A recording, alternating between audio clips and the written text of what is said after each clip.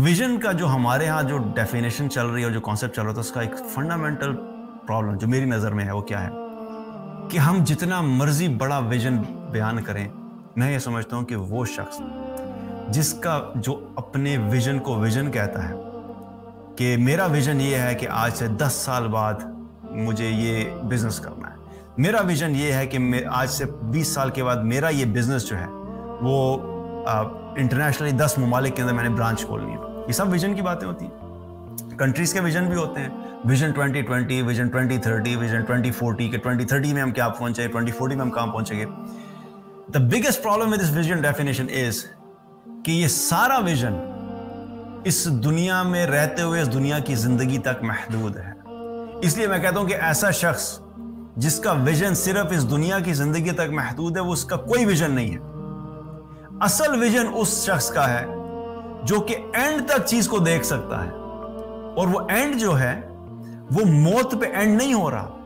हमारा बहुत बड़ा मसला यह है कि हम बहैसियत इंसान ये समझते हैं कि मौत जो है that is the destination, that is the end point. मैं ये कहता हूं ये एंड पॉइंट नहीं है, ये स्टार्टिंग पॉइंट है। और इसकी एग्जांपल ऐसे ही है कि पूरी दुनिया जो है ये इतनी छोटी सी चीज है, पूरे इस जो यूनिवर्सल हमारे जो यूनिवर्स है उसके अंदर ये जमीन जो है वो बिल्कुल एक जर्रे से भी कम है।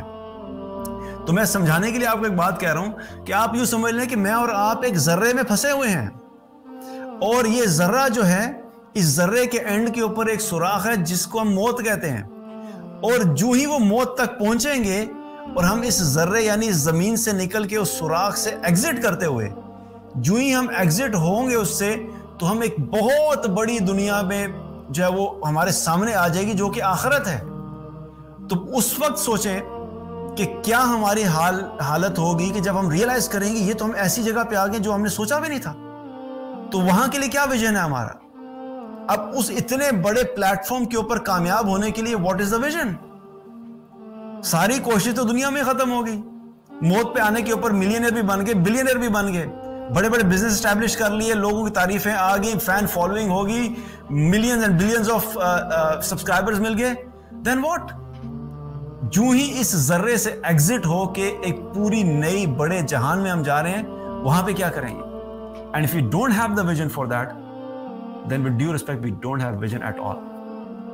तो हमें अपने अंदर जो विजन का जो कॉन्सेप्ट है ना, एक मुसलमान का, एक मोमिन का विजन का कॉन्सेप्ट जो होता है वो मौत के बाद वाली जिंदगी को भी कैटर फॉर करता है। अगर हमारे उसके अंदर विजन में हमारी आखिरत इंक्लूडेड नहीं है तो we have to रिक्राफ्ट our vision. हमें अपने विजन को रीडिफाइन करना है, रिक्राफ्ट करना है, एंड मेक श्योर कि अपने विजन के अंदर आखिरत को एक इंपॉर्टेंस दे, बिकॉज उसकी तैयारी के बगैर चले गए तो एक बहुत बड़ी नाकामी जो है वो फेस करनी पड़ेगी, और उस वक्त वापस आने का कोई रास्ता नहीं है, बिकॉज जाने का सिर्फ एक ही, it's a one way traffic. एक दफा एग्जिट हो गए इस दुनिया से, नो टर्निंग बैक, कोई यू टर्न नहीं है, कोई वापसी नहीं है। अब आपने आगे ही जाना है, और जो कुछ यहाँ पे कमाया था, जो कुछ यहाँ पे आखिरत के लिए बनाया था, जो कुछ अपनी आखिरत के लिए प्रिपेयर किया था, जो आमाल किए थे, अब वो सारे अपने हाथ में लेके जाएंगे और उसी को फेस करना होगा।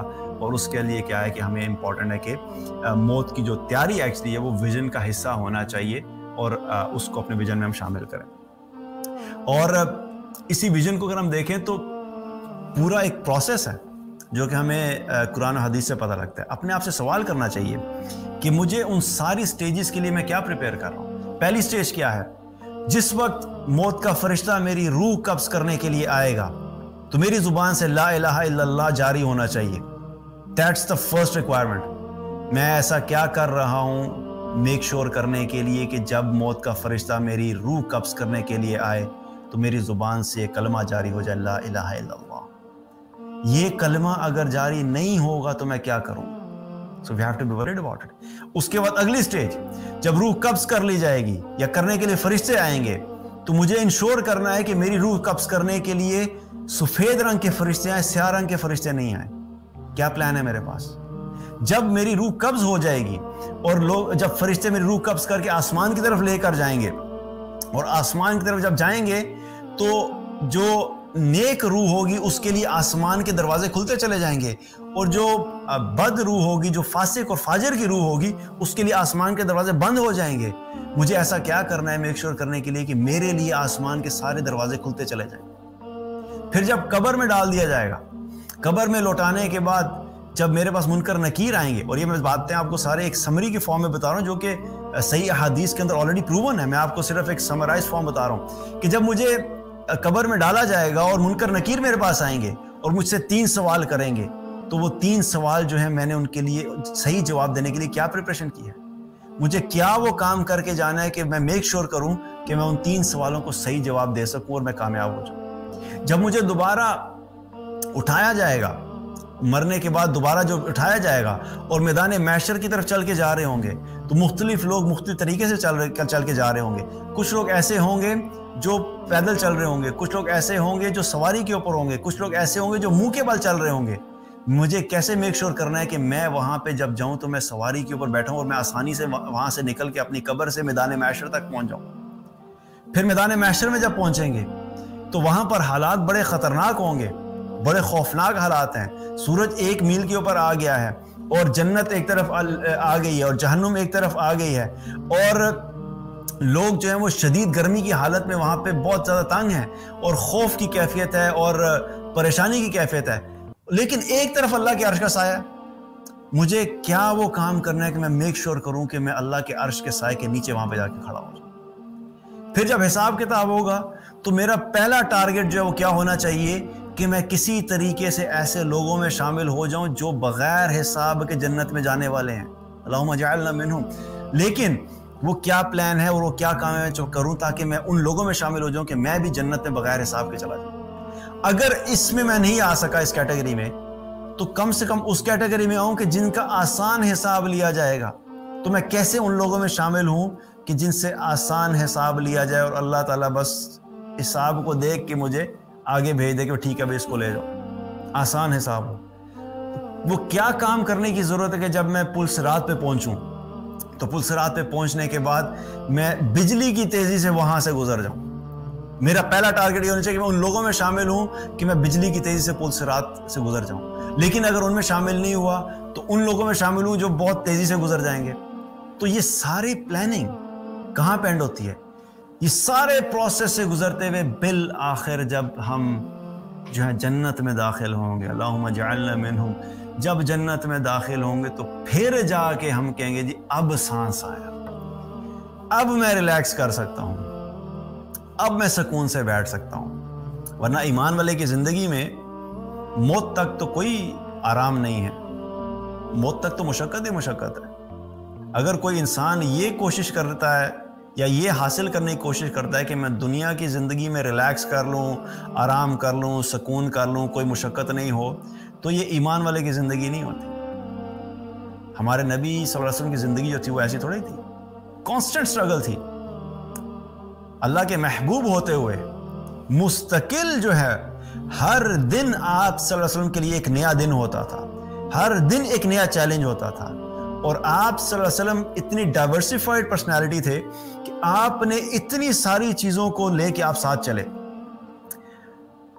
بحیثیت معلم تعلیم بھی دے رہے ہیں, بحیثیت لیڈرشپ کے طور کے اوپر اپنی ٹیم کو موٹیویٹ بھی کر رہے ہیں, ویژن بھی دے رہے ہیں, بتا بھی رہے ہیں کیا کام کرنا ہے, ڈائریکشنز بھی دے رہے ہیں, انسٹرکشنز بھی دے رہے ہیں, گول سیٹنگ بھی ہو رہی ہے, آبجیکٹیو کے اوپر کانسٹنٹ ریمائنڈر بھی چل رہا ہے کہ بھئی آبجیکٹیو جو ہے اس سے غافل نہیں ہونا.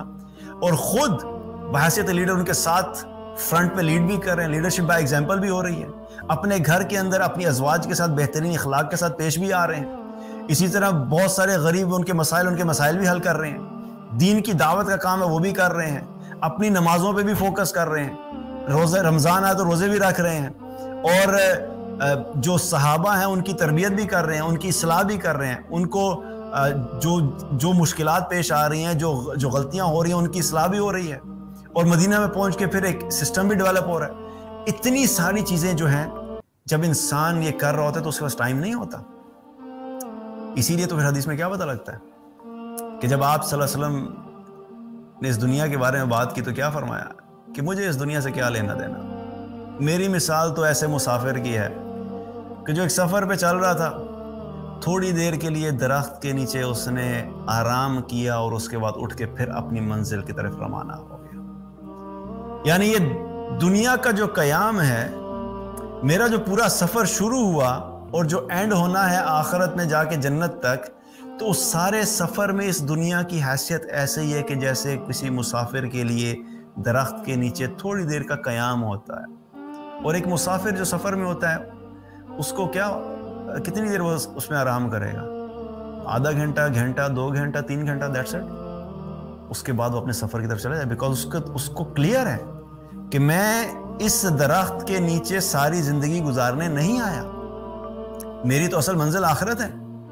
وہ کبھی بھی اپنی منزل سے غافل نہیں ہوتا، اور وہ کانسٹنٹلی کیا ہے، وہ آگے چلتا چلا جاتا ہے. تو ہمارے لیے بھی یہی ہے، ہمیں بھی اس چیز کو میک شور کرنا ہے کہ ہم ایک مسافر کی طرح ہی ہوں.